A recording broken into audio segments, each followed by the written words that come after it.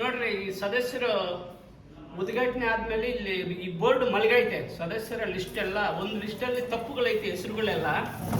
ಅದಕ್ಕೋಸ್ಕರ ಹೊಸ ಬೋರ್ಡ್ ಹಾಕಿದ್ದಾರೆ. ಇವತ್ತು 4ನೇ ತಾರೀಕು, ಫೆಬ್ರವರಿ 4ನೇ ತಾರೀಕು ನಾನು ಬಂದು ವಿಡಿಯೋ ಮಾಡ್ತಾ ಇರೋದು. ಉದ್ಘಾಟನೆ ಆದಮೇಲೂ ಈ ಬೋರ್ಡನ್ನು ಇಲ್ಲಿ ಕಚೇರಿಯಲ್ಲಿ ಮಲಗಿಸಿರ್ತಕ್ಕಂಥದ್ದು.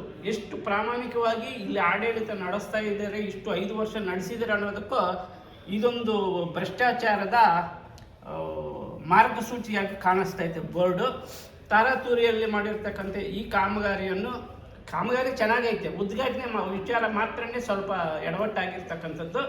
ಇದನ್ನು ಶಾಸಕರು ತುಂಬ ಸೀರಿಯಸ್ ಆಗಿ ತಗೊಂಡು ಮಾಡಬೇಕು ಅಂತ ನಾನು ಮನವಿ ಮಾಡ್ತಾ ಇದ್ದೀನಿ. ಇಲ್ಲ ಅಂತಂದರೆ ಈ ಉದ್ಘಾಟನೆ ವಿಚಾರ ಇಂದಿನ ಗ್ರಾಮ ಪಂಚಾಯಿತಿಯ ಅಧ್ಯಕ್ಷರು ಇವ್ರನ್ನೆಲ್ಲ ಸೇರಿಸಿ, ಅಧ್ಯಕ್ಷತೆ ಇಲ್ಲಿ ಮೇಯ್ನ್ ಇದ್ದಿದ್ದು, ಅವರು ಏನು ಮಾಡ್ತಾರೋ ನೋಡೋಣ.